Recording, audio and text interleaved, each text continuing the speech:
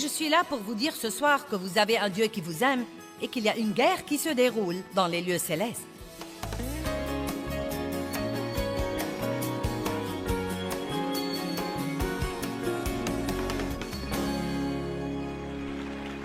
Nous sommes dans une guerre, mais nous ne devrions jamais être si insensés pour penser que Dieu ne nous a pas laissés équipés.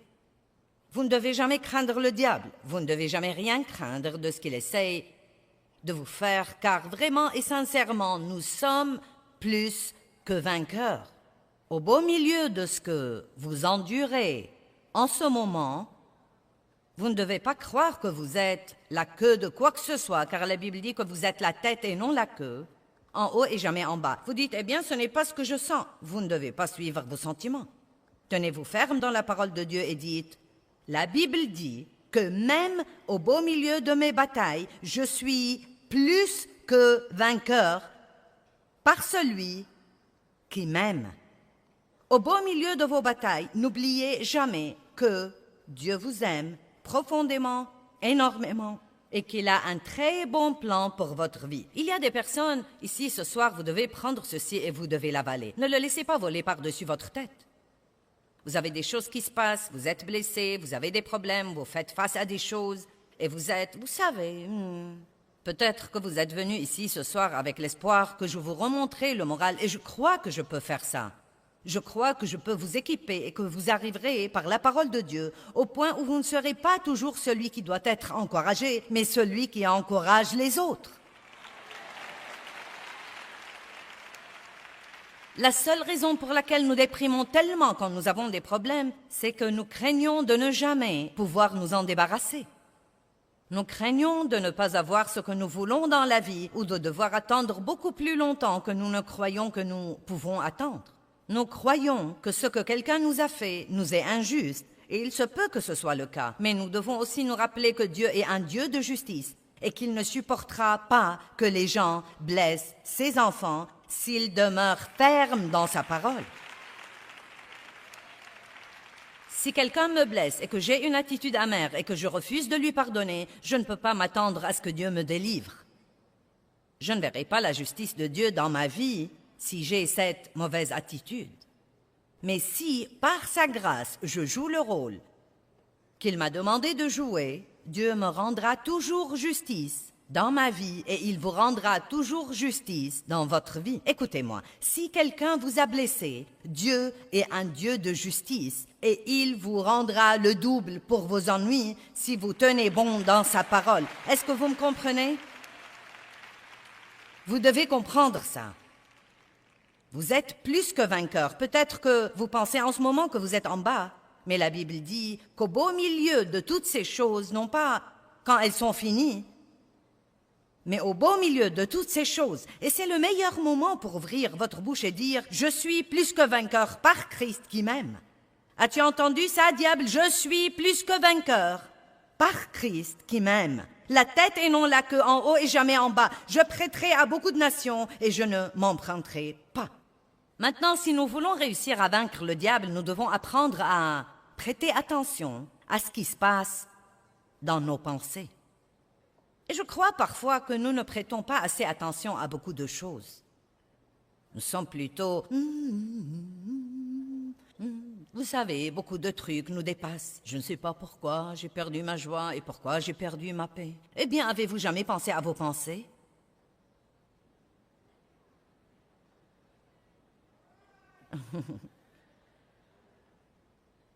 Vous savez, si vous êtes déprimé et découragé, pensez à vos pensées. Je vous dis la vérité, c'est très, très difficile d'être malheureux quand vous avez des pensées heureuses. Amen? Eh bien, je ne peux pas contrôler mes pensées. Si, vous le pouvez. Je le peux, vous le pouvez. La Bible nous enseigne que la pensée est le champ de bataille. 2 Corinthiens 10, 4 et 5, nous sommes dans une guerre. Amen? Beaucoup ont reçu Christ ce soir. Bienvenue à la guerre. Peut-être que vous pensez, eh bien, minute, j'ai déjà une guerre, je ne veux pas en avoir une autre. Mais ce qu'il y a, c'est que dans la guerre que vous aviez avant, vous combattiez tout seul. Maintenant, vous avez un guerrier puissant de votre côté.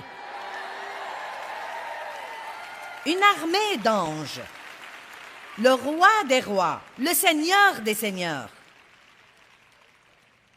Donc, vous êtes dans une guerre, mais le jeu va être complètement différent maintenant. Complètement différent. 2 Corinthiens 10, 4 et 5. Les armes de notre guerre ne sont pas des armes charnelles de chair et de sang. Donc disons que si elles ne sont pas des armes naturelles charnelles, elles doivent être des armes spirituelles. Cela veut dire que ce n'est pas comme un pistolet avec lequel vous tirez sur le diable. C'est une arme qui ne fonctionne que par l'esprit, et cela veut dire que vous ne pouvez pas la voir. Ce n'est pas une arme que vous prenez dans votre placard ou que vous prenez dans le tiroir de votre coiffeuse. C'est une arme spirituelle. Dieu est esprit. Nous sommes avant tout des esprits. Nous avons une âme et nous vivons dans un corps, mais nous sommes des esprits. Le diable est un esprit. Les anges sont des esprits. Et nous devons apprendre qu'il y a des choses que nous pouvons faire qui affectent le royaume spirituel. La guerre où nous sommes est une guerre spirituelle.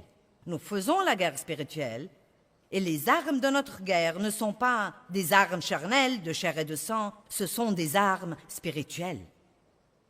Elles sont puissantes par Dieu pour renverser et détruire des forteresses. Une forteresse est un domaine où l'ennemi gagne du terrain et se retranche. Le diable aime bâtir des forteresses dans nos pensées. Il aime occuper des zones dans notre pensée. Des zones où il ment et il ment et il ment et il ment jusqu'à nous convaincre que le mensonge est la vérité. Et le problème avec le mensonge qu'on doit comprendre, c'est que même si c'est un mensonge, si nous croyons que c'est la vérité, il devient la vérité. Ce que nous croyons est extrêmement important. Que croyez-vous au sujet de votre passé, au sujet de votre avenir? Que croyez-vous au sujet de ce que Dieu pense de vous? Que croyez-vous au sujet de qui vous êtes en Christ? Que croyez-vous? Avec ces armes, nous renversons des arguments et des théories et des raisonnements. Toutes ces choses viennent contre votre pensée. Et toute hauteur qui s'élève contre la vraie connaissance de Dieu, et nous amenons toute pensée captive, tout objectif qui ne s'accorde pas avec Dieu, toute pensée qui ne s'accorde pas avec la parole de Dieu, nous la faisons captive pour l'amener à obéir au Christ Jésus, le Messie. J'ai un livre qui est très populaire depuis 17 ans et il est intitulé « Le champ de bataille de la pensée ». Je suis toujours absolument choquée et stupéfiée des ventes de ce livre. Eh bien, c'est parce que nous savons que nous avons des problèmes avec nos pensées et nous ne voulons pas avoir ce genre de problème. Et Dieu nous dit que nous devons apprendre à renouveler notre pensée et à penser différemment. Je vous demande donc d'apprendre à avoir vos propres pensées. Ne pensez pas à tout ce qui vous tombe dans la tête. Ce n'est pas parce que vous avez une pensée qu'elle est de vous et que vous en prenez la propriété. Mais comprenez que si ce que vous pensez ne s'accorde pas avec ce que dit Dieu, c'est le diable ou un démon qui travaille pour lui qui vous la met dans votre pensée. Vous devez dire « Arrière de moi, Satan ». Amen. Ce n'est pas vrai et je ne te crois pas. Non, mais quand vous dites « Arrière de moi, Satan », ce doit être parce que vous vous attendez à ce qu'il s'en aille vraiment. Une femme faisait des courses et son mari lui a demandé de ne plus acheter de vêtements.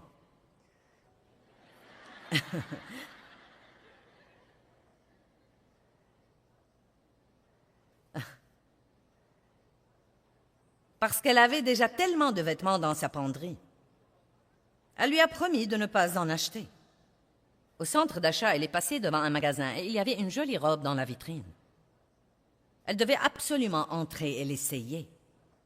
Il n'y avait pas de mal à l'essayer. Elle l'a tellement aimé qu'elle a senti qu'elle devait l'acheter. Et c'est ce qu'elle a fait. Quand son mari a vu le sac de la robe, il n'était pas content. Elle a dit « Chérie, je l'ai essayé et elle me va si bien. Satan m'a tenté et j'ai dû l'acheter. » Et son mari a dit, tu aurais dû prier tout de suite, arrière de moi, Satan. Elle a dit, j'ai fait ça et il m'a dit que la robe était meilleure de derrière qu'elle ne l'était de devant.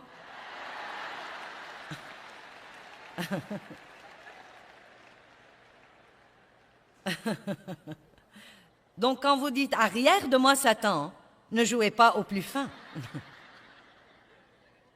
Si vous voulez vous débarrasser du diable, vous devez vraiment le vouloir. Vous sentez-vous comme un soldat? La Bible dit que nous sommes des soldats dans l'armée de Dieu. Vous comportez-vous comme un soldat? 2 Timothée 2, 4. Paul dit, personne, en s'engageant dans l'armée, ne s'embarrasse des affaires de la vie civile. 2 Timothée chapitre 2, verset 4. Personne, en s'engageant dans l'armée, ne s'embarrasse. Nous allons écrire le mot s'embarrasse en majuscule. Ne s'embarrasse des affaires de la vie civile. Cela veut dire que vous êtes là, vous menez votre vie, vous devez faire face à certaines choses, mais vous ne devez pas vous en embarrasser. N'encombrez pas votre vie de trucs, n'encombrez pas votre pensée de trucs qui préoccupent le monde. Car son but est de satisfaire et de plaire à celui qui l'a enrôlé. Nous avons un travail à faire pour Dieu. Je crois que si Dieu n'avait pas un travail pour vous à l'instant où vous avez été sauvés, il vous aurait pris au ciel. Il vous aurait pris d'ici. Dieu veut donc votre adoration. Le plus grand respect que nous puissions témoigner à Dieu, c'est de l'adorer. Je vais juste vous mentionner ceci. Je n'essaye de réprimander personne. Mais faites de votre mieux quand vous allez à l'église, d'arriver là, en avance pour être là pour l'adoration. Je crois que ce n'est pas bon de penser que ce n'est pas une partie importante, que ce n'est pas une partie importante et de vouloir arriver là pour le sermon ou qu'il n'y a pas de mal à arriver en retard. Je peux dire que je n'essaie pas de vous réprimander, mais peut-être que c'est ce que je fais, je ne sais pas. Je peux me permettre certains trucs que parfois vos pasteurs ne peuvent se permettre parce que je serai parti samedi et vous m'aimerez de nouveau lundi matin, donc vous savez. Mais vous voyez, c'est quelque chose que nous faisons pour Dieu. Nous venons pour l'adorer, nous venons pour le respecter en l'adorant. Et c'est pour nous une chose merveilleuse à faire, adorer Dieu. Nous ne devons pas, en fait, nous embarrasser des choses du monde. Et rappelez-vous que nous sommes là pour servir Dieu, pour grandir, pour mûrir, pour aller dans le monde et être une lumière brillante qui dissipe l'obscurité. Laissez-moi vous dire quelque chose. Une vie transformée est un sermon plus important que toutes les paroles que vous puissiez jamais prononcer. Vous pouvez aller prêcher aux gens et leur dire qu'ils devaient croire en Dieu, mais si votre vie ne le confirme pas, ils ne vous prêteront aucune attention. Amen? Donc, nous devons aimer Dieu, nous devons l'adorer, nous devons être des lumières qui brillent pour lui. Et s'il y a quelque chose de spécifique que Dieu veut que nous fassions dans notre vie, nous devons veiller à le faire, non seulement le commencer, mais le commencer et le finir. Mais nous ne pouvons pas faire ça si nous sommes embarrassés. Certains d'entre vous sont tellement embarrassés des problèmes des autres personnes que vous ne pouvez même pas prêter attention à ce que Dieu essaye de vous dire en ce moment. Certains d'entre vous sont des réparateurs. J'aime résoudre les problèmes des autres et je dois faire attention et ne pas me laisser entraîner dans leur désordre, à tel point que cela absorbe mon énergie et m'empêche de faire les choses que je crois vraiment que Dieu veut que je fasse. Vous devez aider les gens, mais ne vous laissez pas entraîner à tel point que vous faites 10 appels téléphoniques par jour et vous parlez toute la journée de leurs affaires et de leurs problèmes. C'est bon d'aider les gens, mais vous devez être capable de discerner. Est-ce quelqu'un que l'ennemi utilise pour me voler mon énergie et mon temps, ou est-ce quelqu'un qui a vraiment besoin d'aide? Amen? C'est un bon mot, un bon petit conseil. Car l'ennemi peut même utiliser des gens bien intentionnés pour épuiser votre énergie si vous le leur permettez. Nous devons être forts pour vivre la vie que Dieu veut que nous vivions. Essayez de faire des choses comme aller vous coucher la nuit et dormir comme il faut. Ça vous étonnerait de voir que cela vous aide à résister à l'ennemi.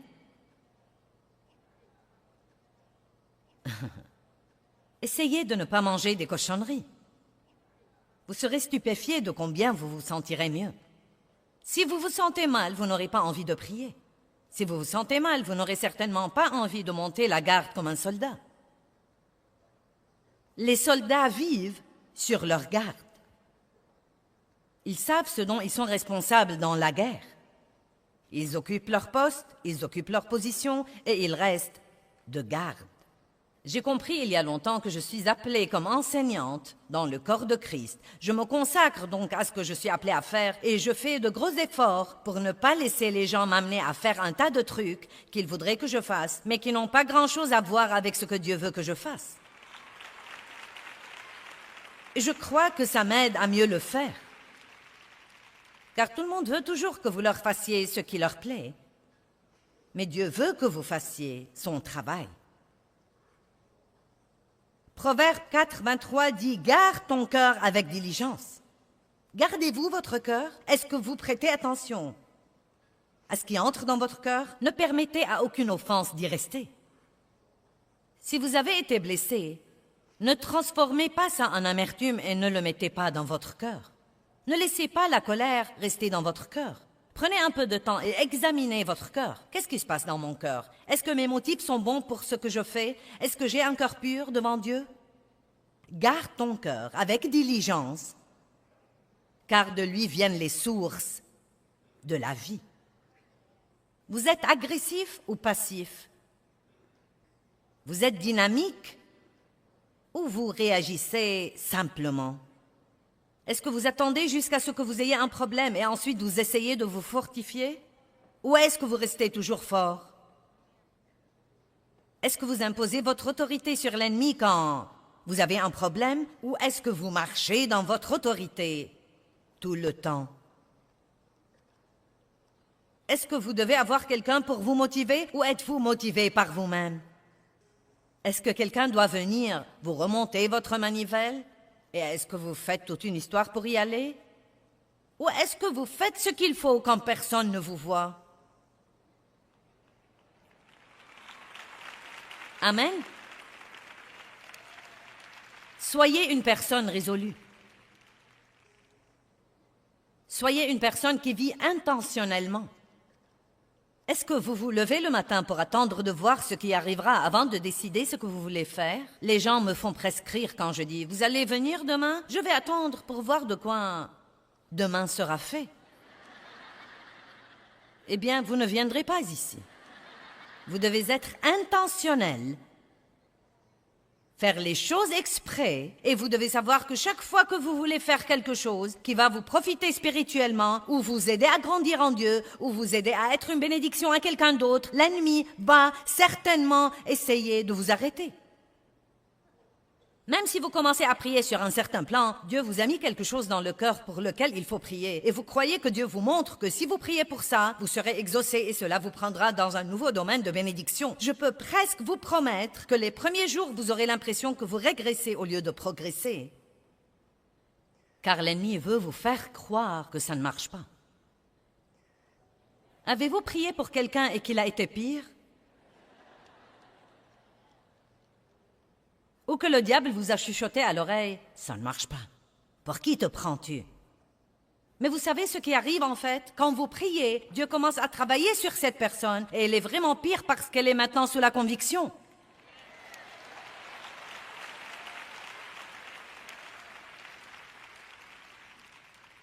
Êtes-vous désinvolte ou prudent?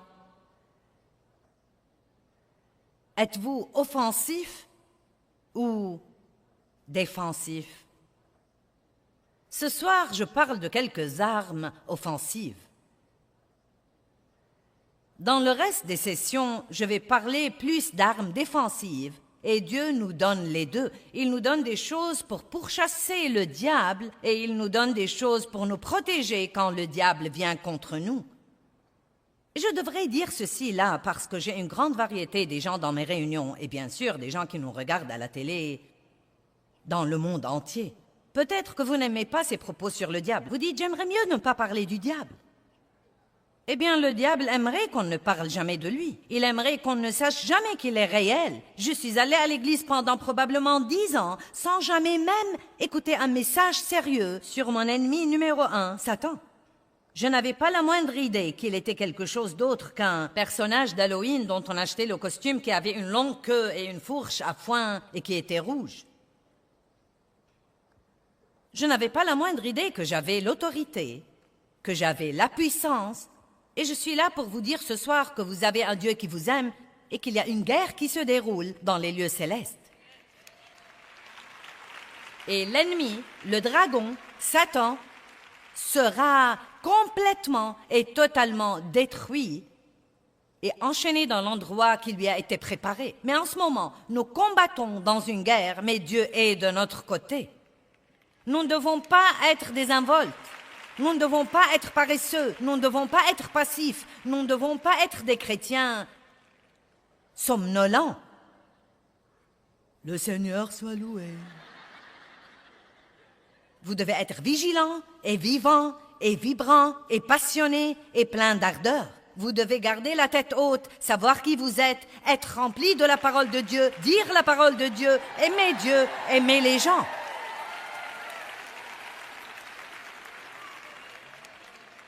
Eh bien, tu sais quoi, Joyce, ça demande vraiment beaucoup de travail. Écoutez-moi, ne regardez jamais quelqu'un qui a toutes sortes de victoires dans sa vie pour penser « Oh, si seulement j'avais cette vie !» Puis-je vous dire qu'il ne l'a pas eu par les souhaits? Je ne suis pas là où j'en suis aujourd'hui dans ma vie avec Dieu et dans ce ministère parce que je l'ai simplement souhaité. Quelqu'un d'autre ne peut pas toujours affronter votre Goliath à votre place. Dieu vous a oint pour être roi. Mais avant de pouvoir être roi, il va falloir faire face à Goliath. Il va falloir lui faire baisser les yeux. Il va falloir apprendre à lui parler et il va falloir savoir qui vous êtes et qui est de votre côté. Amen? C'est triste de penser que certains ne savent même pas qu'ils ont un ennemi. Et pourtant, beaucoup ne le savent pas. Si vous ne croyez pas que le diable est réel, prenez votre concordance et cherchez Satan, le diable, le dragon, Lucifer. Nous devons écouter ce genre de trucs. Nous devons nous rappeler que Dieu est de notre côté, que nous sommes plus que vainqueurs, que nous avons la puissance et nous avons l'autorité. Je veux vous lire quelques versets. Nous n'allons en lire que 2 ou 3, mais... Un chrétien doit être sur ses gardes, doit vivre sur ses gardes. Luc 12, 15 dit « Gardez-vous de toute avidité et convoitise. Vous devez vous garder quand Dieu commence à vous bénir matériellement et financièrement, d'avoir un esprit avide et de vouloir de plus en plus et de plus en plus et de plus en plus et plus. C'est pourquoi veillez à ce que plus vous avez, plus vous donnez. Amen. Plus vous avez, plus vous donnez. Plus votre vie est meilleure, mieux vous traitez les autres personnes. Chaque fois que Dieu vous bénit, partagez-en toujours une partie avec quelqu'un d'autre. Et peut-être que c'est un des secrets du don. Peut-être que Dieu nous dit de donner toujours des prémices de ce qu'il nous donne dans la vie, de toujours donner d'abord, parce que c'est un des moyens dont nous combattons l'avidité et la convoitise, qui sont des choses terribles à avoir. Eh bien, j'espère et je prie que vous soyez déterminés à vivre avec un but, savoir qui vous êtes et à qui vous appartenez. Je vous encourage à être sur vos gardes parce que nous sommes en guerre. Toutefois, nous avons tout ce dont nous avons besoin, nous avons tout l'équipement spirituel dont nous avons besoin pour gagner cette guerre.